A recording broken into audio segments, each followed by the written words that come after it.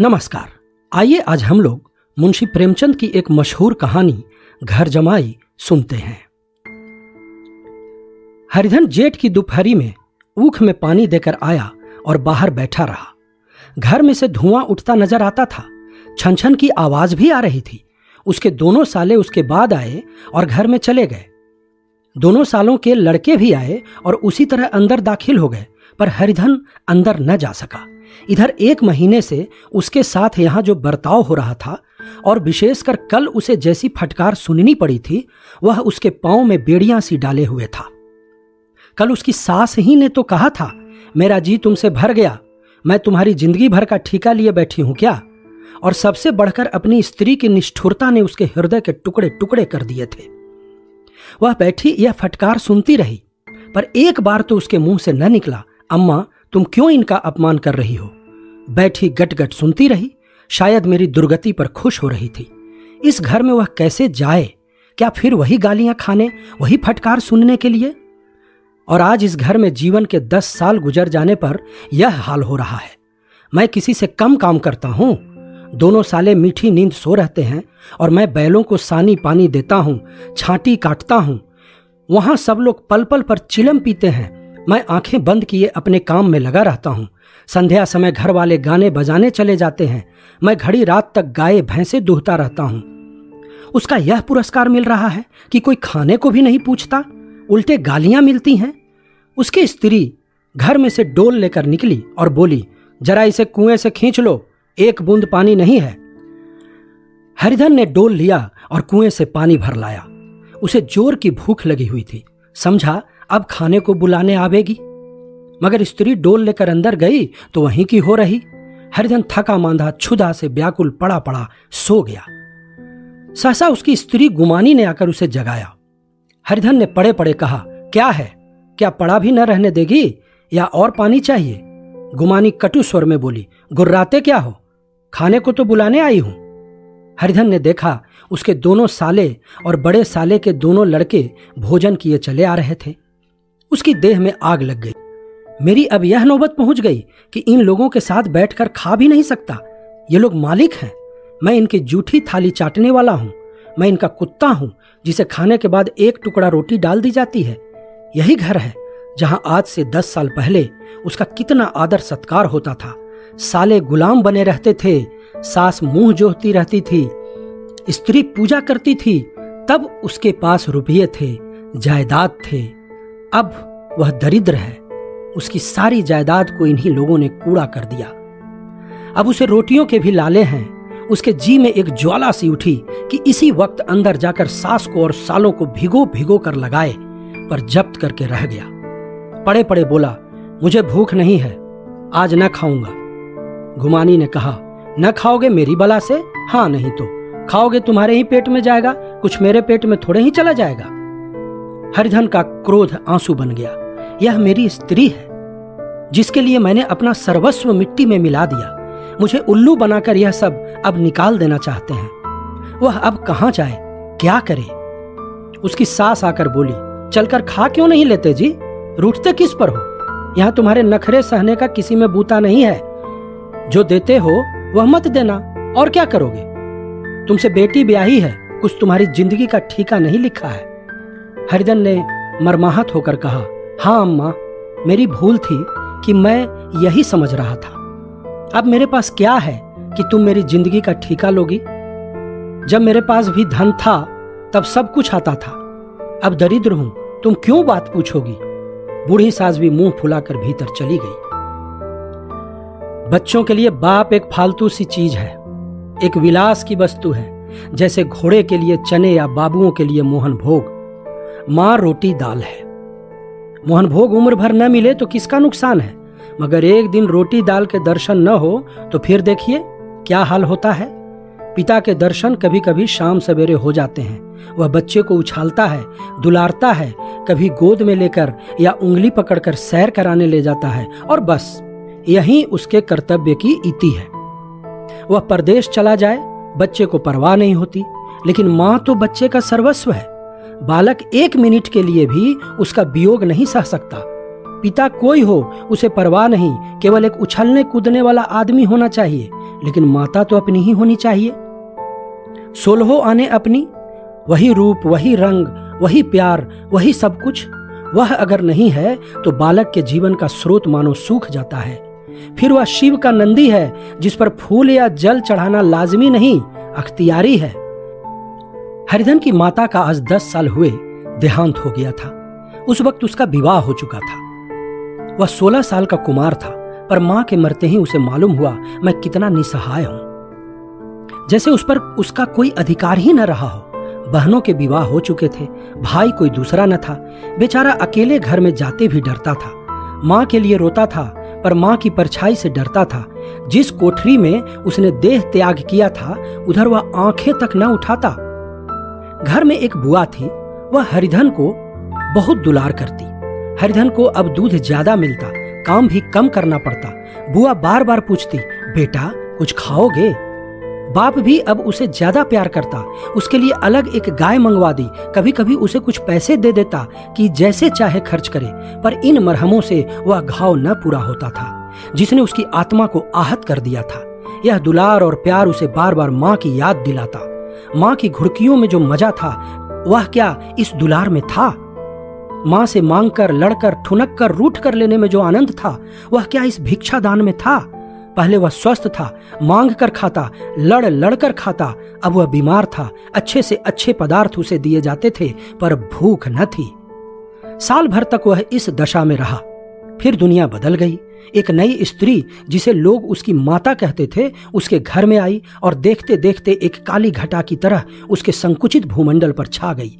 सारी हरियाली, सारे प्रकाश पर अंधकार का पर्दा पड़ गया। हरिधन ने इस नकली मां से बात तक न की, कभी उसके पास गया तक नहीं। एक दिन घर से निकला और ससुराल चला आया। बाप ने बार बार बुलाया, पर उनके जीते जी वह फिर उस घर में न आया। जिस दिन उसके पिता के देहांत की सूचना मिली, उसे एक प्रकार का ईर्ष्यामय हर्ष हुआ। उसकी आंखों से आंसू की एक बूंद भी ना आई। ससुराल के नए संसार में आकर हरिधन को एक बार फिर मातृ स्नेह का आनंद मिला। उसकी सास ने ऋषि वरदान की भांति उसके शून्य जीवन को विभूतियों से परिपूर्ण कर दिया। मरुभूमि में हरियाली उत्पन्न हो गई। सालियों की चुहल में, सास के स्नेह में, सालों के वाक विलास में और स्त्री के प्रेम में उसके जीवन की सारी आकांक्षाएं पूरी हो गईं। सास कहती, बेटा तुम इस घर को अपना ही समझो, तुम ही मेरी आंखों के तारे हो। वह उससे अपने लड़कों की, बहुओं की शिकायत करती। वह दिल में समझता था, सास जी मुझे अपने बेटों से भी ज्यादा चाहती हैं। बाप के मरते ही वह घर गया और अपने हिस्से की जायदाद को कूड़ा करके रुपयों की थैली लिए हुए आ गया। अब उसका दूना आदर सत्कार होने लगा। उसने अपनी सारी संपत्ति सास के चरणों पर अर्पण करके अपने जीवन को सार्थक कर दिया। अब तक उसे कभी कभी घर की याद आ जाती थी, अब भूलकर भी उसकी याद ना आती, मानो वह उसके जीवन का कोई भीषण कांड था जिसे भूल जाना ही उसके लिए अच्छा था। वह सबसे पहले उठता, सबसे ज्यादा काम करता। उसका मनोयोग, उसका परिश्रम देखकर गांव के लोग दांतों उंगली दबाते थे। उसके ससुर का भाग बखानते, जिसे ऐसा दामाद मिल गया। लेकिन ज्यों-ज्यों दिन गुजरते गए, उसका मान सम्मान घटता गया। पहले देवता, फिर घर का आदमी, अंत में घर का दास हो गया। रोटियों में भी बाधा पड़ गई, अपमान होने लगा। अगर घर के लोग भूखों मरते और साथ ही उसे भी मरना पड़ता तो उसे जरा भी शिकायत न होती। लेकिन जब देखता और लोग मूंछों पर ताव दे रहे हैं, केवल मैं ही दूध की मक्खी बना दिया गया हूं, तो उसके अंतःस्थल से एक लंबी ठंडी आह निकल आती। अभी उसकी उम्र 25 ही साल की तो थी। इतनी उम्र इस घर में कैसे गुजरेगी? और तो और उसकी स्त्री ने भी आंखें फेर लीं। यह उस विपत्ति का सबसे क्रूर दृश्य था। हरिधन तो उधर भूखा प्यासा चिंतादाह में जल रहा था। इधर घर में सास जी और दोनों सालों में बातें हो रही थी। गुमानी भी हां में हां मिलाती जाती थी। बड़े साले ने कहा, हम लोगों की बराबरी करते हैं, यह नहीं समझते कि किसी ने उनकी जिंदगी भर का बीड़ा थोड़े ही लिया है। 10 साल हो गए, इतने दिनों में क्या 2-3 हजार न हड़प गए होंगे? छोटे साले बोले, मजूर हो तो आदमी घुड़के भी, डांटे भी। अब इनसे कोई क्या कहे, न जाने इनसे कभी पीठ छूटेगा भी या नहीं। अपने दिल में समझते होंगे मैंने 2000 रुपये नहीं दिए हैं, यह नहीं समझते कि उनके 2000 कब के उड़ चुके। 1.25 सेर तो 1 जून को चाहिए। सास ने गंभीर भाव से कहा, बड़ी भारी खुराक है। गुमानी माता के सिर से जूं निकाल रही थी। सुलगते हुए हृदय से बोली, निकम्मे आदमी को खाने के सिवा और काम ही क्या रहता है। बड़े साले ने कहा, खाने की कोई बात नहीं है, जिसकी जितनी भूख हो उतना खाए, लेकिन कुछ पैदा भी तो करना चाहिए। यह नहीं समझते कि पहुनई में किसी के दिन कटे हैं। छोटे साले ने कहा, मैं तो एक दिन कह दूंगा, अब अपनी राह लीजिए, आपका कर्जा नहीं खाया है। गुमानी घर वालों की ऐसी ऐसी बातें सुनकर अपने पति से द्वेष करने लगी थी। अगर वह बाहर से 4 पैसे लाता तो इस घर में उसका कितना मान सम्मान होता, वह भी रानी बनकर रहती। न जाने क्यों कहीं बाहर जाकर कमाते उसकी नानी मरती है। गुमानी की मनोवृत्तियां अभी तक बिल्कुल बालपन की सी थीं। उसका अपना कोई घर न था, उसी घर का हित अहित उसके लिए भी प्रधान था। वह भी उन्हीं शब्दों में विचार करती, इस समस्या को उन्हीं आंखों से देखती जैसे उसके घर वाले देखते थे। सच तो 2000 रुपये में क्या किसी को मोल ले लेंगे? 10 साल में 2000 होते ही क्या है? 200 ही तो साल भर के हुए। क्या 2 आदमी साल भर में 200 भी न खाएंगे? फिर कपड़े लत्ते दूध घी सभी कुछ तो है। 10 साल हो गए, एक पित्तल का छल्ला नहीं बना। घर से निकलते तो जैसे इनके प्राण निकलते हैं। जानते हैं जैसे पहले पूजा होती थी वैसे ही जन्म भर होती रहेगी। यह नहीं सोचते कि पहले और बात थी, अब और बात है। बहू तो पहले ससुराल जाती है तो उसका कितना महात्म होता है। उसके डोली से उतरते ही बाजे बजते हैं, गांव मोहल्ले की औरतें उसका मुंह देखने आती हैं और रुपये देती हैं। महीनों उसे घर भर से अच्छा खाने को मिलता है, अच्छा पहनने को मिलता है, कोई काम नहीं लिया जाता। लेकिन 6 महीनों के बाद कोई उसकी बात भी नहीं पूछता, वह घर भर की लौंडी हो जाती है। उनके घर में मेरी भी तो वही गति होती। फिर काहे का रोना? जो यह कहो कि मैं तो काम करता हूं तो तुम्हारी भूल है, मजूर की और बात है। उसे आदमी डांटता भी है, मारता भी है, जब चाहता है रखता है, जब चाहता है निकाल देता है, कसकर काम लेता है। यह नहीं कि जब जी में आया कुछ काम किया, जब जी में आया पढ़कर सो रहे। हरिधन अभी पड़ा अंदर ही अंदर सुलग रहा था कि दोनों साले बाहर आए और बड़े साहब बोले, भैया उठो, तीसरा पहर ढल गया, कब तक सोते रहोगे? सारा खेत पड़ा हुआ है। हरिधन चट उठ बैठा और तीव्र स्वर में बोला, क्या तुम लोगों ने मुझे उल्लू समझ लिया है? दोनों साले हक्का बक्का हो गए। जिस आदमी ने कभी जबान नहीं खोली, हमेशा गुलामों की तरह हाथ बांधे हाजिर रहा, वह आज एकाएक इतना आत्माभिमानी हो जाए, यह उनको चौंका देने के लिए काफी था। कुछ जवाब न सूझा। हरिधन ने देखा इन दोनों के कदम उखड़ गए हैं तो एक धक्का और देने की प्रबल इच्छा को न रोक सका। उसी ढंग से बोला, मेरी भी आंखें हैं, अंधा नहीं हूं, न बहराही हूं। छाती फाड़कर काम करूं और उस पर भी कुत्ता समझा जाऊं, ऐसे गधे कहीं और होंगे। अब बड़े साले भी गर्म पड़े, तुम्हें किसी ने यहां बांध तो नहीं रखा है? अब की हरिधन लाजवाब हुआ, कोई बात न सूझी। बड़े ने फिर उसी ढंग से कहा, अगर तुम यह चाहो कि जन्म भर पाहुने बने रहो और तुम्हारा वैसा ही आदर सत्कार होता रहे तो यह हमारे वश की बात नहीं है। हरिधन ने आंखें निकालकर कहा, क्या मैं तुम लोगों से कम काम करता हूं? बड़े साले ने पूछा, यह कौन कहता है? हरिधन, तो तुम्हारे घर की नीति है कि जो सबसे ज्यादा काम करे वही भूखों मारा जाए। बड़े ने कहा, तुम खुद खाने नहीं गए, क्या कोई तुम्हारे मुंह में कौर डाल देता? हरिधन ने ओठ चबाकर कहा, मैं खुद खाने नहीं गया, कहते तुम्हें लाज नहीं आती? बड़े ने फिर पूछा, नहीं आई थी बहन तुम्हें बुलाने? छोटे साले ने कहा, अम्मा भी तो आई थी, तुमने कह दिया मुझे भूख नहीं है, तो क्या करती? सास भीतर से लपकी चली आ रही थी। यह सुनकर बोली, कितना कहकर हार गई, कोई उठे न तो मैं क्या करूं? हरिधन ने विष, खून और आग से भरे हुए स्वर में कहा, मैं तुम्हारे लड़कों का जूठा खाने के लिए हूं। मैं कुत्ता हूं कि तुम लोग खाकर मेरे सामने रूखी रोटी का टुकड़ा फेंक दो? बुढ़िया ने ऐंठ कर कहा, तो क्या तुम लड़कों की बराबरी करोगे? हरिधन परास्त हो गया। बुढ़िया ने एक ही वाक प्रहार में उसका काम तमाम कर दिया। उसकी तनी हुई भवें ढीली पड़ गईं, आंखों की आग बुझ गई, फड़कते हुए नथने शांत हो गए। किसी आहत मनुष्य की भांति वह जमीन पर गिर पड़ा। क्या तुम मेरे लड़कों की बराबरी करोगे? यह वाक्य एक लंबे भाले की तरह उसके हृदय में चुभता चला जाता था। न हृदय का अंत था, न उस भाले का अंत था। सारे घर ने खाया, पर हरिधन न उठा। सास ने मनाया, सालियों ने मनाया, ससुर ने मनाया, दोनों साले मनाकर थक गए। हरिधन न उठा। वहीं द्वार पर एक टाट पर पड़ा था। उसे उठाकर सबसे अलग कुएं पर ले गया और जगत पर बिछाकर पड़ा रहा।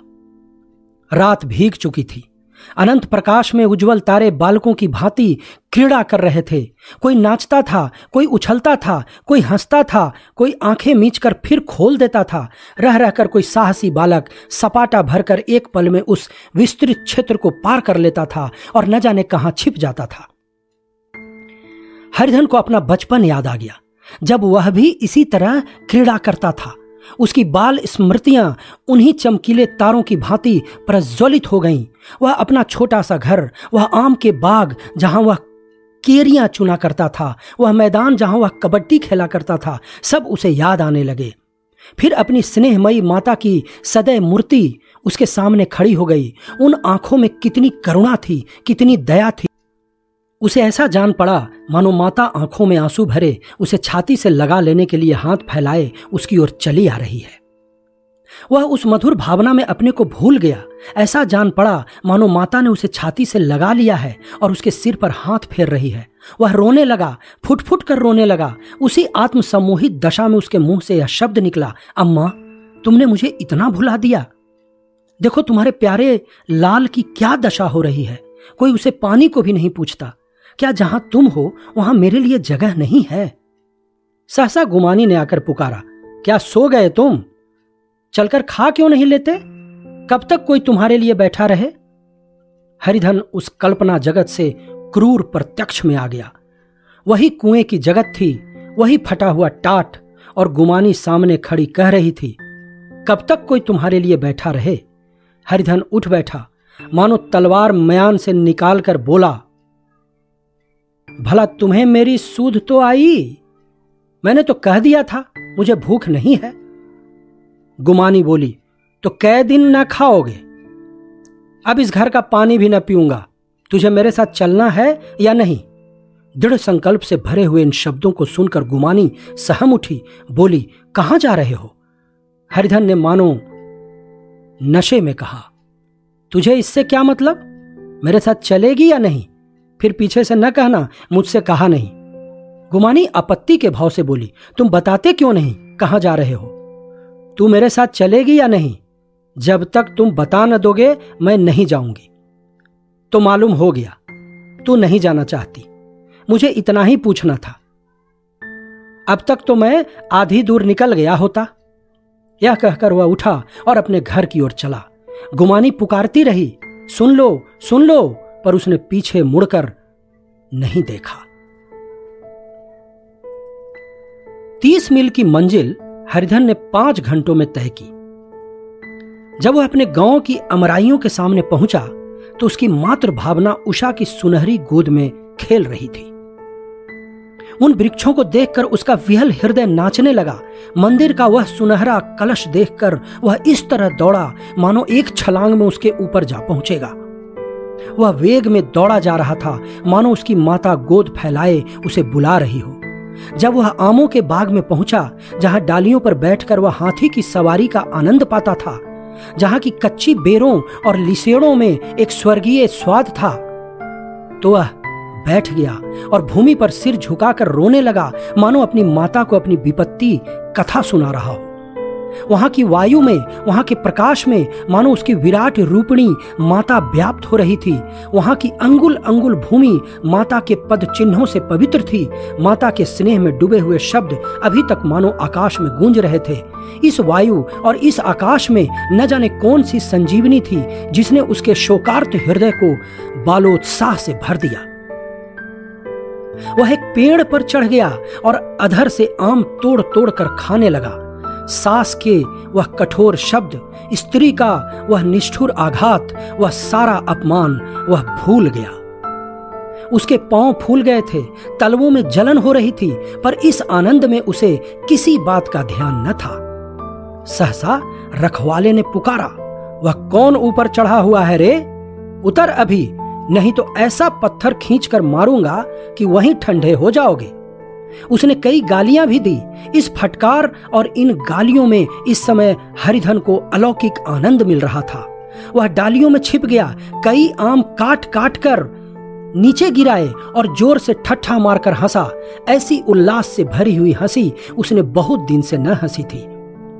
रखवाले को वह हंसी परिचित सी मालूम हुई, मगर हरिधन यहां कहां? वह तो ससुराल की रोटियां तोड़ रहा है। कैसा हंसोड़ था, कितना चिबिल्ला! न जाने बेचारे का क्या हाल हुआ। पेड़ की डाल से तालाब में कूद पड़ता था। अब गांव में ऐसा कौन है? डांट कर बोला, वहां बैठे बैठे हंसोगे तो आकर सारी हंसी निकाल दूंगा, नहीं तो सीधे से उतर जाओ। वह गालियां देने जा रहा था कि एक गुठली आकर उसके सिर पर लगी। सिर सहलाता हुआ बोला, वह कौन शैतान है? नहीं मानता? ठहर तो, मैं आकर तेरी खबर लेता हूं।